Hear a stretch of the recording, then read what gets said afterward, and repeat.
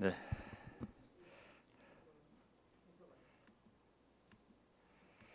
네, 제가 준비한 설교 올리도록 하겠습니다. 잠시만 기다려 주세요. 야, 뒤에 화면이 이상하게 나오는구나.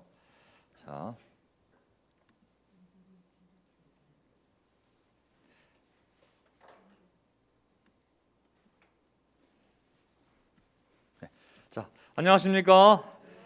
이 추운 날에도 불구하고 정말 집에서 또 가시는 길에 이 예배를 드리고 있을 모든 분들 예수님 이름으로 환영합니다. 또 추운 날씨에도 불구하고 또 배고픈 배를 붙잡고 또 교회 예배당에 와서 또 송을 준비하고 또 시스템을 준비하고 하나님께 드릴 제사를 준비한 모든 분들께 또한 감사의 말씀을 드립니다. 자, 우리 어머니 아버님 안녕하시죠? 얼굴은 뵌지 오래됐는데 언젠가 정말 좋은 날이 와서 우리 오씨가 사라지고 나면, 오미크론 사라지고 나면 정말 우리 좋은 날 다 함께 우리 여행도 가고 정말 멋진 날들이 곧 오니까 집에서 마음과 우리 영을 잘 지키시기를 부탁드리겠습니다. 자, 오늘 저는 오늘 주중 예배 우리 함께 또 믿는 가족이 공부하는 시간이라 생각하고 또 아는 내용이지만 다시 한번 살펴보면서 또 우리의 믿음을 더 굳게 세울 수 있는 시간이 되기를 바라고 하나님을 좀 더 잘 알고 성경을 조금 더 잘 이해할 수 있는 그런 시간이 되기를 바라면서 오늘 설교를 시작하겠습니다. 오늘 저는 사도행전 11장 말씀을 나누도록 하겠습니다. 한 주에 한 장씩 제가 내용을 요약할 예정이고요. 그리고 주일날에는 제가 주제 설교를 하겠습니다. 주중에는 강해 설교, 주일에는 이 구약의 중요한 주제들을 가지고 제가 설교를 하도록 하겠습니다. 자, 오늘 설교 제목 굳센 마음으로 주께 붙어 있으라. 오늘 설교 제목은 굳센 마음으로 사도행전 11장에 나오는 말씀입니다. 굳센 마음으로 주님께, 예수님께, 하나님께 붙어 있으라.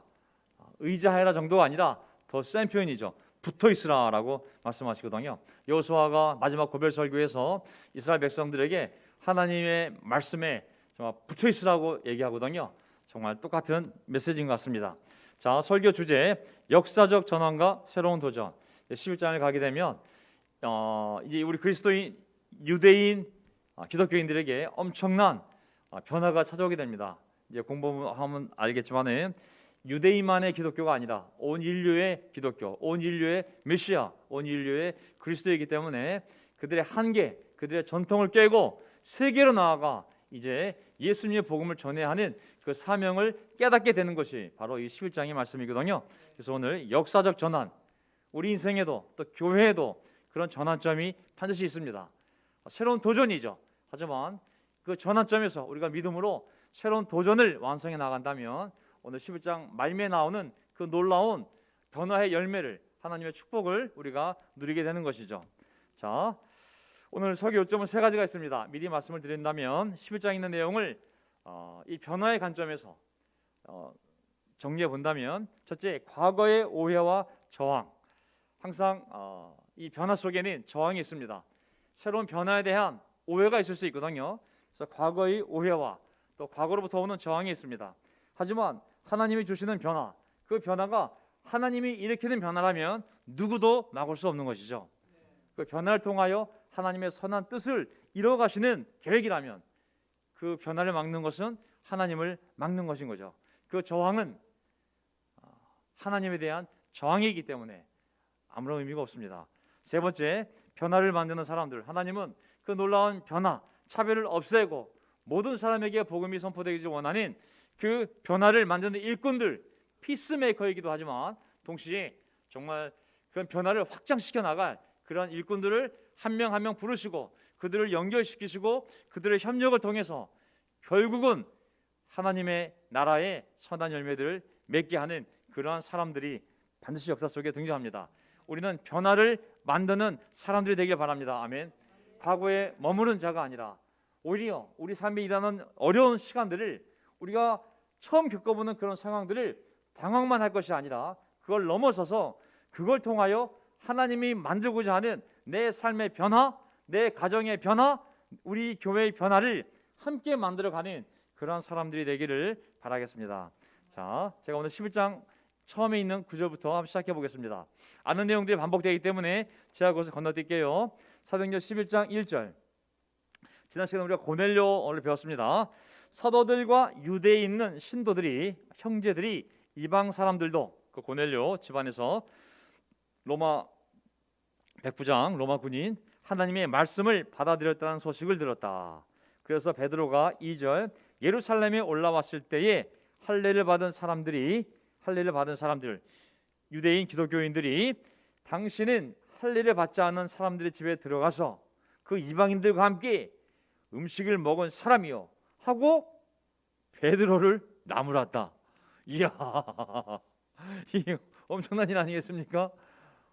그 우리가 10장의 그 고넬료의 영광스러운 사건을 우리가 목격하고 이제 이방인도 구원받을 수 있구나. 그래서 깨닫고 세례를 베풀고 그들과 교제하고 밥도 먹고 잠도 자고 이제 사명을 완수하고 예루살렘 돌아왔더니 사람들이 그 소문을 듣고 사도 베드로에게 따지러 왔습니다. 그것도 아주 고지식한 할례 받은 사람들, 전통 유대인들 중에 개종하고 기독교인이 된 형제들이 있었는데 그 형제들이 와서 아니 당신은 유대인 사도 아니요?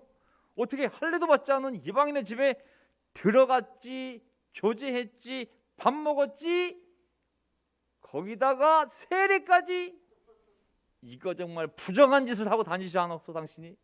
따지러 들어온 것이죠.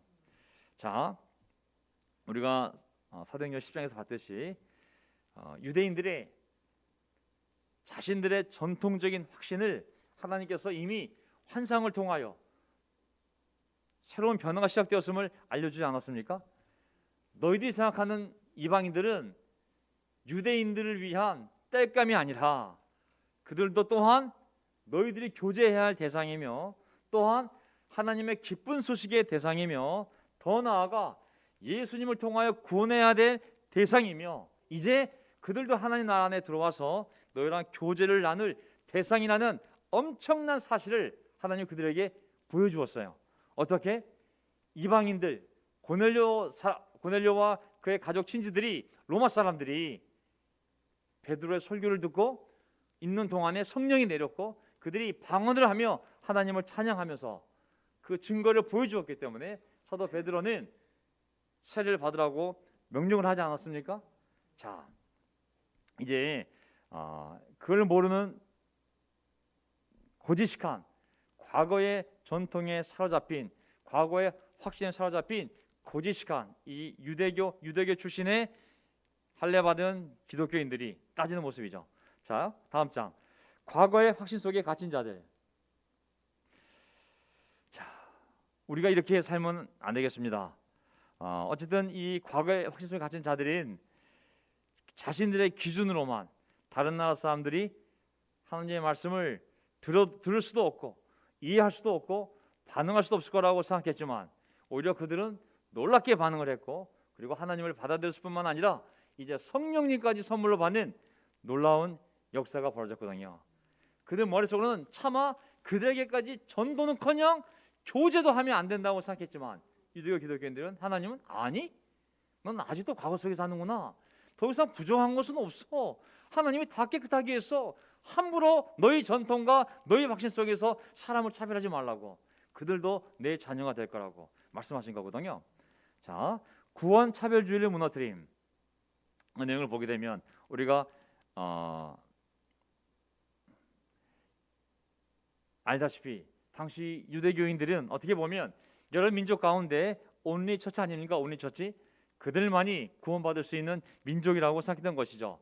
모든 민족 가운데 유대인들만이 구원을 받을 민족이고 복음도 오직 할례 받은 유대인들 곧 육적 아브라함 후손들에게나 해당되는 것이지 어떻게 하나님의 은혜가 할례도 받지 않은 율법도 모르는 이방인까지 어떻게 하나님의 은혜가 그들에게 임할 수 있는가? 만약에 혹시라도 그들 중에 어떤 사람이 운이 좋아서 그 은혜를 받으려면 먼저 할례를 받고 유대인이 된 다음에 그리고 나서 예수님의 복음을 받아들이고 세례 받아야 구원을 받는 거지. 어떻게 이방인이 그런 절차도 없이 구원을 받을 수 있는가 생각했지만 하나님은 아니, 그건 네 생각이고 나의 계획은 온 인류가 너희랑 똑같이 내 은혜를 받는 것이다 라는 것을 보여줌으로 말미암아 구원 차별주의를 하나님 무너뜨리셨습니다. 아멘. 자, 13절. 그래서 이제 여기 보면 베드로가 이제 그런 항의를 받았을 때 4절부터 뭐라고 나오냐면 베드로가 그 사이 일어난 일을 차례대로 그들에게 설명을 해줍니다. 누가복음도 우리 누가가 차례대로 예수님에게 일어난 일을 다 설명해 주는 것처럼 베드로 사도도 이제 항의를 하러 온 유대교 신도들에게 유대교 출신 형제들에게 어떤 일이 있었는지를 다 설명을 하거든요. 그래서 이제 13절로 건너뛰었는데 우리가 10장에서 배웠던 내용들 있죠. 정말 그 환상을 고넬료도 환상을 보고 고넬료는 천사를 만났고 천사의 명령을 들었고 그다음에 베드로는 또 하늘에서 그 환상이 내려와서 보여져서 또 그 환상 메시지를 통하여 하나님이 이 두 사람을 다 움직여서 만나게 해서 결국은 베드로가 고넬료 집을 찾아가는 사건에 대해서 쭉 설명을 하게 됩니다. 그런데 13절 볼까요? 그 사람은 고넬료는 이제 베드로가 얘기하는 겁니다. 내가 고넬료 집에 갔더니 그 사람이 뭐라 그랬냐면 고넬료가 뭐라 그랬냐면 자기가 천사를 본 이야기를 우리에게 해주었습니다. 곧 천사가 그의 집에 와서 서더니 그에게 말하기를 요바로 사람을 보내요. 어디로? 요바로 사람을 보내요. 베드로라고도 하는 시몬을 불러오너라. 지난 시간에 공부했던 내용이죠. 14절 그가 너에게 너와 너의 온 집안이 구원을 받을 말씀을 일러줄 것이다 하더라는 것입니다.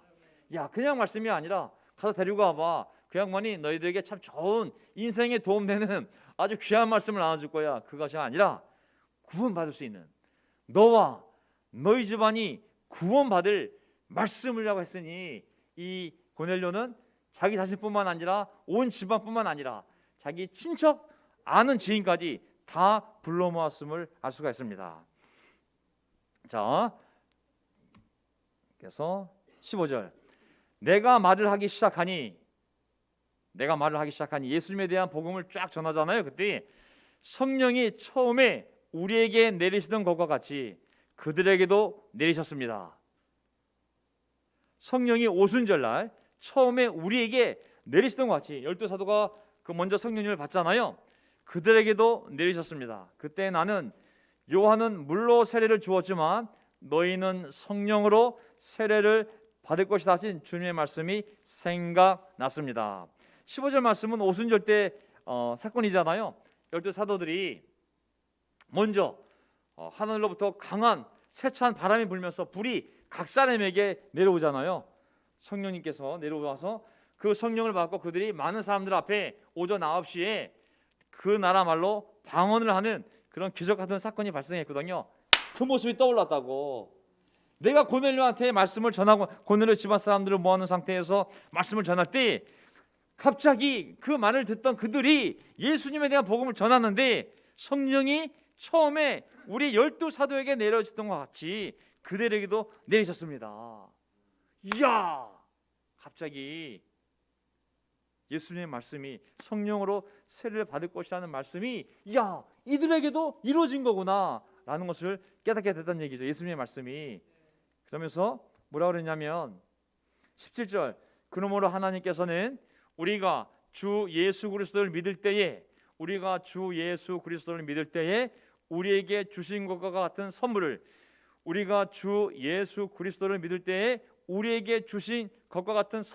성령님을 그들에게 주셨는데 내가 누구에게 감히 하나님을 거역할 수 있겠습니까? 내가 아무리 사도지만 하나님이 내 눈에 분명히 성령이 임하는 모습을 내가 받았던 것 똑같은 모습을 보여줬는데 보라고 베드로야, 난 저들을 너희처럼 똑같이 구원할 거라고 성령이 임한 모습을 보라고 이제 확신을 갖고 세례를 줘 그들에게 죄사함 받는 세례를 베풀라고 내가 누군데 그걸 거절하겠냐고요 라고 말하는 거잖아요. 네. 어쨌든 순서는 바뀌었지만 믿고 회개하고 세례받고 성령을 받는 것이 아니라 갑자기 복음을 듣는 가운데 성령이 내려와서 그들이 방황하는 모습을 보이니 뭔가 이렇게 순서는 바뀐 것 같지만 어쨌든 세례를 받아야 되잖아요. 그러니 이제 누가 막을 수 있겠습니까? 세례를 받으시오 명령하는 거잖아요. 자, 누가 그것을 감히 하나님 앞에 안 됩니다, 주님. 그래도 이방인만은 안 돼요. 유대인만 받아야 됩니다. 왜 저들 절대 안 됩니다. 라고 누가 말할 수 있겠냐고. 하나님이 성령을 내려서 증거를 보여줬는데 강변하는 것이죠. 자, 이제 구원에 있어서 유대인과 이방인이 더 이상 구분되지 않는다고 하나님이 명백하게 보여준 증거였습니다. 수석 사도 베드로가 그것을 직접 두 눈으로 목격했고 또 따라갔던 두세 명의 유대인 기독교인들이 그것을 함께 증언했기 때문에 사람들도 그것을 이제 믿을 수밖에 없게 된 것이죠. 어떤 한 형제가 가서 증언하면 저 형제가 영적이냐 영적이지 않냐 저거 의심할 수 있는데, 아니 사도 베드로가 직접 그것을 경험하고 왔으니 그걸 듣는 사람들이 안 받아들일래야 안 받아들일 수가 없게 된 것이죠. 그래서 이런 모습이죠. 열두 사도도 불을 받았지만 그 고넬료 모아놓은 그 사람들도 이방인들도 똑같이 이렇게 불이 내려서 방언을 받아 성령님을 받아 방언을 하니 결국은 복음이 이들에게도 허락된 것이고 이들에게도 성령님이 내리시고 이들에게도 구원이 역사하는 거라는 것을 깨달을 수밖에 없었던 것이죠. 분명한 증거가 있으니까. 18절 이 말을 듣고 그들은 잠잠하였다.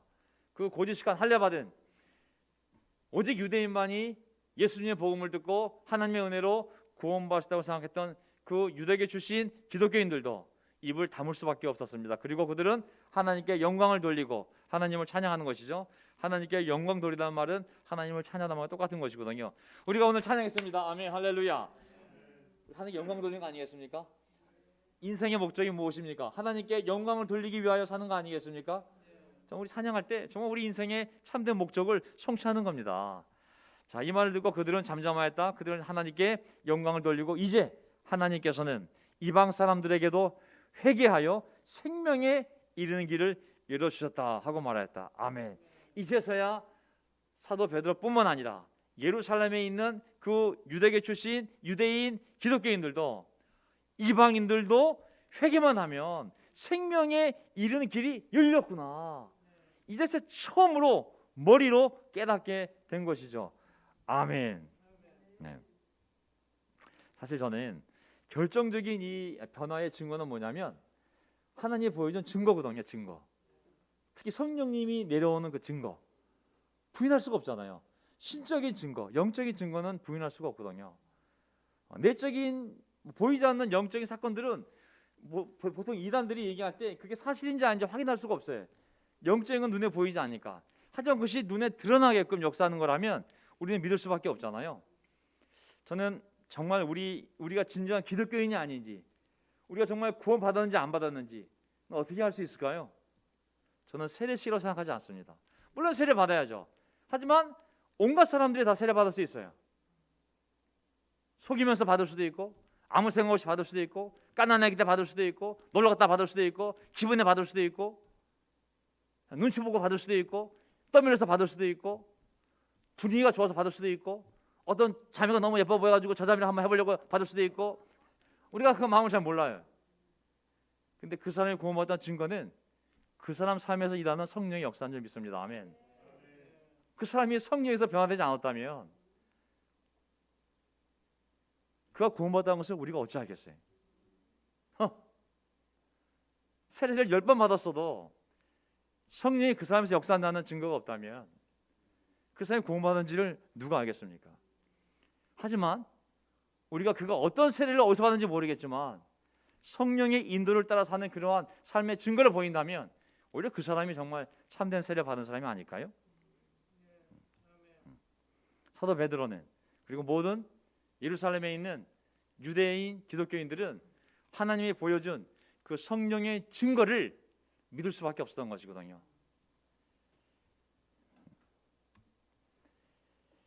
유대인 전도에서 이방인 선교로 이제 역사적인 전환점을 맞이하게 된 겁니다. 야, 이제 우리가 예루살렘 성전에 모여서 어떻게 우리 이웃, 우리 유대인 동포들을 구원할까 하면 생각했다가 아니구나. 이게 이방인들도 우리가 전도해야 되는 거구나. 유대인 전도에서 이제 다른 나라에 있는 다른 나라에까지 가서 복음을 전해야 하는 이방인 선교로 역사적인 전환점을 이제 그들이 깨닫게 된 것이죠. 예수를 믿고 구원받는 것이 이 하나님의 은혜가 유대인의 전유물이 아니라 이방인들에게까지 확정되었다는 것이 이제 공식적으로 선포가 된 것이기 때문에 이제 교회의 고민은 어떻게 그러면 전 세계에 이 복음을 전할까라는 것을 생각하고 고민에 대한 전환점에 이르게 된 것입니다. 이스라엘의 기독교가 아니라 온 세계의 온 인류의 기독교가 되어야 되는 것이죠. 자, 19절. 스데반에게 가해진 박해 때문에 이제 그 배경 설명을 합니다. 그 전에 이제 어떤 일이 있었냐면 19절. 스데반에게 가해진 박해 때문에 흩어진 사람들이 페니키아와 저 북쪽으로 올라가서 페니키아와 키프로스와 안디옥까지 가서 누구에게만 말씀을 전하였다? 유대 사람들에게만 말씀을 전하였다. 지금 어떤 상황이었냐면 배경 설명을 하는 겁니다. 자, 어떤 상황이냐면 사도행전 7장을 보게 되면 스데반이 사람들의 돌에 맞아 운명하지 않습니까?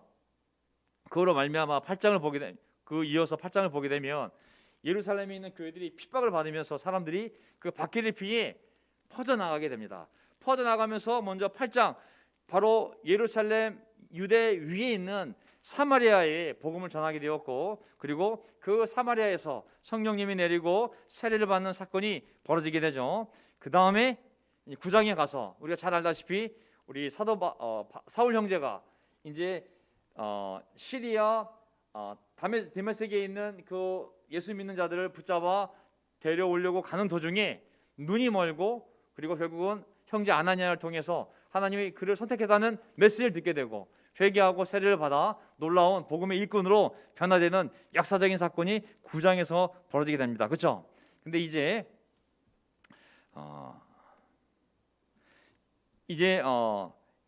이 핍박이 예루살렘에서 유대에서 그 옆에 있는 이웃 나라까지 퍼져나간과 동시에 박해가 퍼져나간과 동시에 사람들도 같이 도망다니면서 퍼져나간 거잖아요. 그러니까 선교사를 보내서 새로운 도시에 복음을 전한 것이 아니라 박해가 시작되니까 옆 동네로 이사했어. 거기서 복음을 전해. 또 박해가 거기까지 와. 그럼 또 더 멀리 가.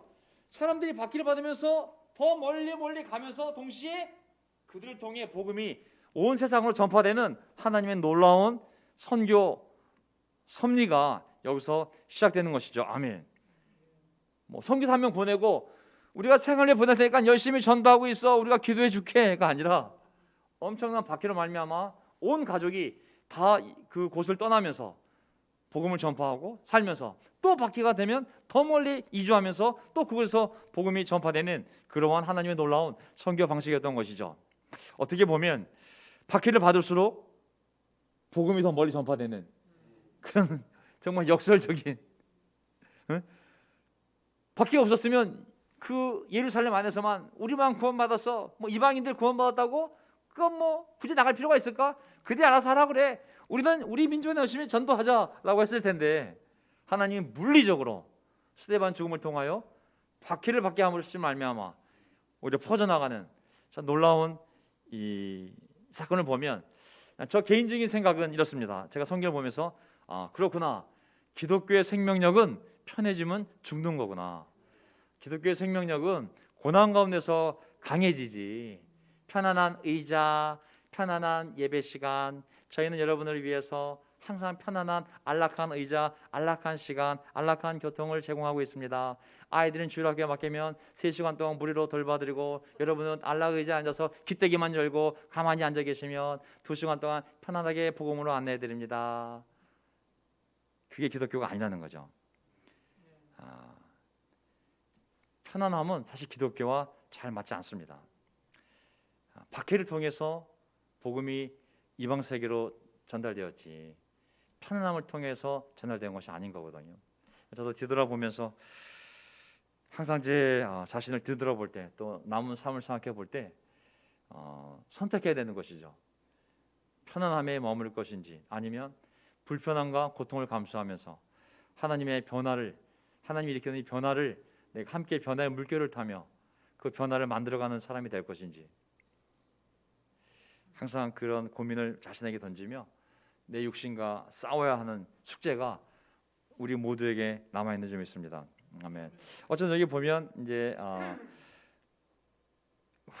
박해 때문에 흩어진 사람들이 그 북쪽 지역으로 거의 500km 이상 떨어진 지역으로 간 거거든요. 지금 하지만 거기 가서 이방인들에게는 전을 하지 않고 그냥 유대 사람들에게만 말씀을 전하고 있는 상태잖아요, 그렇죠? 왜냐하면 그렇게 유대인들만 구원받아 믿었으니까. 그 당시 보면 그 전에 20절 그런데 그들 가운데는 키프로 사람과 구레네 사람 몇이 있었다. 그들은 안디옥에 이르러서 안디옥은 알다시피 시리아의 한 행정 지역으로서 좀 설명드리겠습니다. 안디옥에 이르러서 그리스 사람들에게도 말을 하여 여기 보면 아까는 유대 사람들에게만 했다고 하지만 이제는 그리스 사람들에게도 말을 하여 주 예수를 전하였다. 21절 주님의 손이 그들과 함께 하시니 수많은 사람이 믿고 주님께로 돌아왔다. 자, 퍼져나간 제자들 가운데 헬라 말을 할 수 있는 그러한 제자들이 생겼고 그 제자들이 유대인만 찾아가는 것이 아니라 그냥 진짜 이방인, 진짜 고넬료 같은 정말 그 로마 사람 이방인이고 여기는 그리스 사람 이방인에게 가서 헬라 말로 우리가 영어로 미국 사람 전도할 수 있듯이 그리스 헬라 말을 사용해서 헬라 사람들을 성경 공부해서 세례주는 놀라운 일이 벌어졌던 것이죠. 들었지 않습니까? 여기 보면 이제 안디옥이라는 도시는 우리 잘 알지 않아요? 우리나라에서 가장 많은 교회 이름 중에 하나가 안디옥 교회죠. 안디옥 교회. 안디옥 어디 가나 안디옥 교회가 있습니다. 이 안디옥 교회는 이 추석을 보게 되면 예루살렘 교회로부터 예루살렘 지역으로부터 한 500km 떨어진 곳이라 했거든요. 500km면 얼마나 되겠어요? 여기서 하면 제주도 부산이 400km 잡고 한 제주도 좀 되지 않나 싶어요.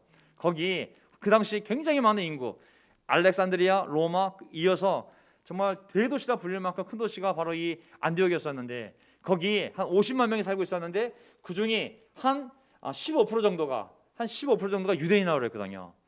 그러니까 그곳에 이제 교회가 세워지기 시작했으니까 그 굉장히 중요한 도시, 거대 도시에 정말 거대 도시에 교회가 세워졌으니 얼마나 놀라운 이방인 선교 센터가 되었겠습니까? 그렇죠? 그래서 이 안디옥 교회는 나중에 알렉산드리아에 세워진 교회, 로마에 세워진 교회, 그리고 이 안디옥 교회에 세워진 이 교회가 나중에 예루살렘에 세워진 교회와 함께 굉장히 중요한 중심 기독교 거점지가 됨을 알 수가 있는 것이죠. 자, 어쨌든 역사적인 일이 벌어졌습니다. 야, 이제 이방 처음에는 유대인들에게만 다른 나라에 갔지만 유대인에게만. 근데 다른 나라에 가서 이제 그리스 사람들에게까지 헬라 사람 복음을 전하는 그런 일이 이제 벌어진 것이죠. 자, 22절. 근데 그것을 하나님이 증거해 줬어요, 안 증거해 줬어요? 주님의 손이 그들과 함께 하시니. 아멘. 뭐가 함께 했어요? 주님의 손이 함께 하시니. 우리가 구약적인 표현이잖아요. 주님의 손이, 권능의 손이. 구약에 보면 하나님의 권능의 손이 너희와 함께 있으니 하나님의 손이라는 것은 구약적인 표현이잖아요. 구약에 하나님께서 먼저 아브라함을 택하고 아브라함 후손 가운데 하나님의 아들을 오게 만드시고 그 아들을 통하여 하나님의 잃어버린 양에게 먼저 보내심을 받았지만 하나님의 궁극적인 계획은 구약에 나타난 하나님의 궁극적인 계획은 먼저 유대인이지 유대인 원리가 아니거든요. 먼저 이스라엘이지 이스라엘 원리가 아닌 거거든요.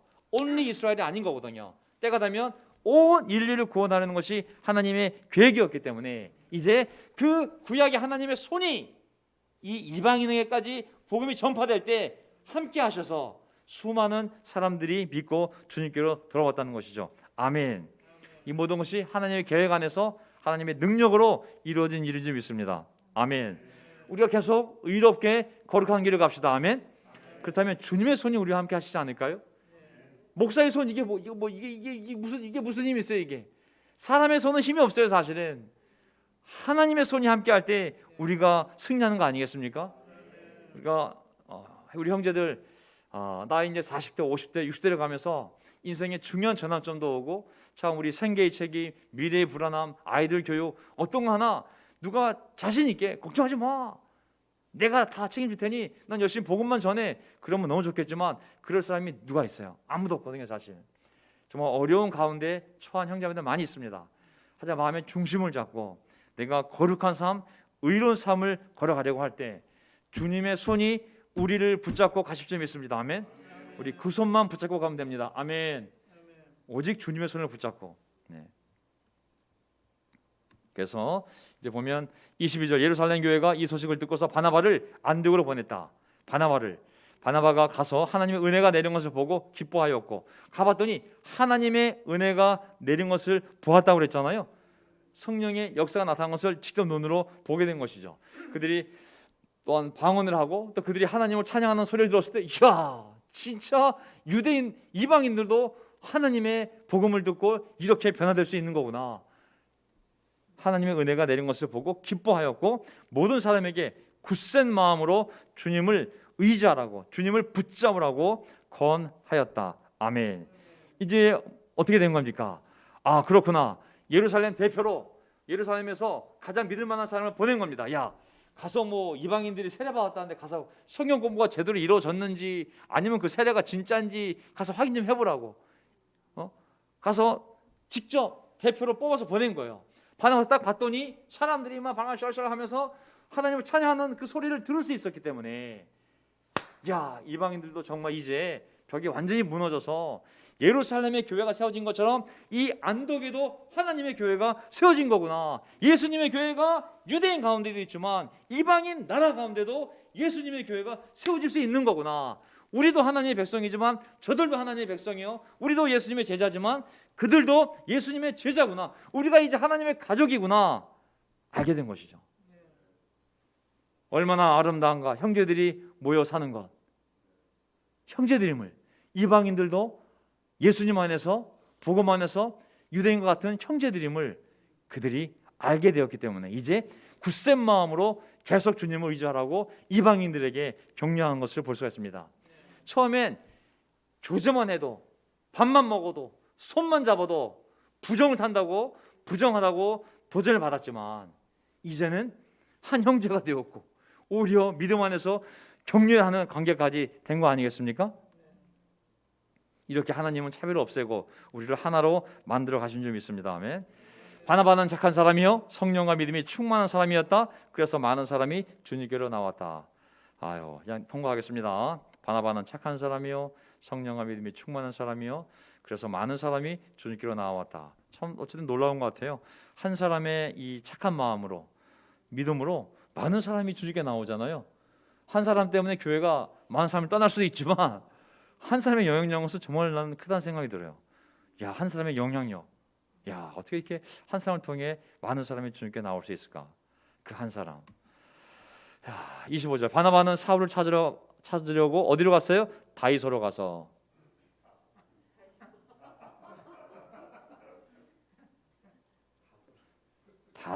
다이소가 아니라 다이소로 가서. 다시 읽겠습니다. 25절. 바나나는 사울을 찾으러 다이소로 가서. 뭐가 틀렸을까요? 바나나가 아니고 바나바입니다. 다이소가 아니고 다소죠. 자, 다소는 우리가 알다시피 사울 형제 사도 바울의 고향 아니겠습니까? 그가 이제 시리아 디메섹에서 세례를 받고 죽을 위기 때문에 도망갔다가 예루살렘에서 복음을 전하는데 또 거기서 시원치가 않았어요. 그러자 성령께서 너 고향 가서 쉬고 있어라. 다소에 가서 다소곳이 앉아 있어라. 그래서 고향 다소로 가서 한 10년 정도, 오랜 세월이 걸렸거든요. 한 10년 정도 고향으로 가서 다시 자기 삶을 뒤돌아보며 다시 복음을 연구하며 잘 준비가 된 상태가 됩니다. 그러자 이제 때가 되었을 때 그를 만나 안디옥으로 데려왔다. 안디옥 바로 옆에 다소가 있어요. 몇 킬로만 가면 안디옥에서 배 타고 조금만 가면 다소라는 섬이 있었거든요.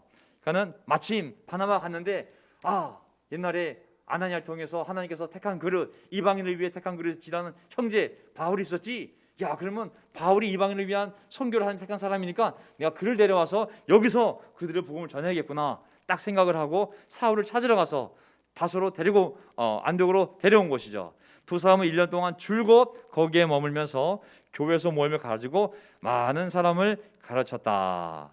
자, 바울이 잘 준비가 돼 있던 거예요. 바울이 잘 준비가 돼 있어서 때가 왔을 때 정말 그 그릇이 빛을 발하기 시작한 거죠. 구약의 에스라 같은 사람이 바로 이 바울 아니겠습니까? 성숙한 장로와 성숙한 교사가 만난 것 같아요. 그냥 얼마나 교회가 부흥했겠어요, 그렇죠? 너무나 훌륭한 성품을 가진 바나바, 그리고 너무나 열정과 하나님 말씀에 대한 엄청난 지식이 있는 이 바울 합쳐졌으니 교회가 대부흥을 일으켰겠죠. 자, 제자들은 안디옥에서 처음으로 그리스도인이라고 불렸다. 제가 이 구절을 좀 같이 나누고 싶어요. 제자들은 안디옥에서 처음으로 뭐라고 불렸어요? 그리스도인이라고 불렸다. 자, 성경에 보면 예수님을 따르던 사람들에 대해서 형제라고도 표현하고 성도라고도 표현하고 신도라고도 표현하고 도를 따르는 사람, 많은 표현들이 있잖아요. 여기 보면 제자들도 한 표현이죠. 예수님의 제자들. 근데 그 제자들이 예루살렘에서는 그리스도인만 많이 들이지 않았는데 예루살렘에서 500km 정도 떨어져 있는 그 시리아 안디옥이라는 그 수도에서 교회를 세우고 열심히 그리스도를 전하며 그리스도의 말씀을 살다 보니 그들에게 붙여진 이름이 그리스도인이라는, 영어로는 크리스천이잖아요. 그리스도라는 것은 메시아로, 메시아니까 메시아 사람이 되지 않겠습니까? 자, 우리가 잘 알다시피 우리가 퍼스트 퍼센트로 공부했을 때 그리스도인이라는 말은 3번밖에 안 나오고 제자들이라는 단어는 이 헬라어로 270번이 넘는 숫자가 언급되어져 있다. 그래서 우리는 썬데이 크리스찬, 하도 크리스찬 단어가 가볍게 불려졌기 때문에 가뜩이나 크리스찬 단어가 가벼운데 썬데이 크리스찬 단어까지 만들어졌기 때문에 우리는 썬데이 크리스찬이 아니라 진짜 예수님이 말씀하신 제자, 우리는 참다운 제자다. 그래서 우리는 크리스찬이 아니라 제자다. 우리 교회는 크리스찬 단어 안 쓴다고, 우리는 제자라고. 그래서 우리 교회는 크리스찬 단어를 안 쓰는 것을 분물처럼 여겼어요. 왜? 크리스찬 그러면 썬데이 크리스찬, 그리고 구원받지 않은 종교적인 사람들, 종교적인 기독교인들, 그들과 우리를 구분짓기 위해서 우리는 온리 크리스찬, 제자들이고 나머지는 그냥 일반적인 크리스찬들이라고 우리 정체성을 확고히 하기 위해서 그러한 논리를 삼았던 것이죠. 근데 그리스도란 단어가 가벼운 단어가 아니잖아요. 아니, 그리스도이란 단어가 이게 보통 단어가 아니잖아요. 그리스도는 거룩한 단어 아니겠습니까? 메시아, 하나님의 기름 부은 자, 하나님의 구원자로 기름 부은 자라는 단어가 그리스도인데 그리스도이란 단어가 나쁜 단어가 아니잖아요. 과연 이 그리스도인이라는 말이 이 성경 본문에서 쓰임되었을 때 과연 이 단어를 불명예스럽게 쓴 것인가? 그래서 우리가 이 단어는 불명예스럽게 경멸조로 쓰였기 때문에 우리는 이 단어를 사용하면 안 된다고, 우리는 예수님의 제자하는 제자, 디사이플이라는 단어만 사용해야 되는 것인가? 라고 생각할 수 있겠죠. 그렇죠? 자, 저는 우리가 의심을 가질 필요가 있냐면 그리스도에게 속한 자라는 그리스도인이라는 말이 과연 경멸조로 쓰였을까를 한번 생각해 보자는 것이죠.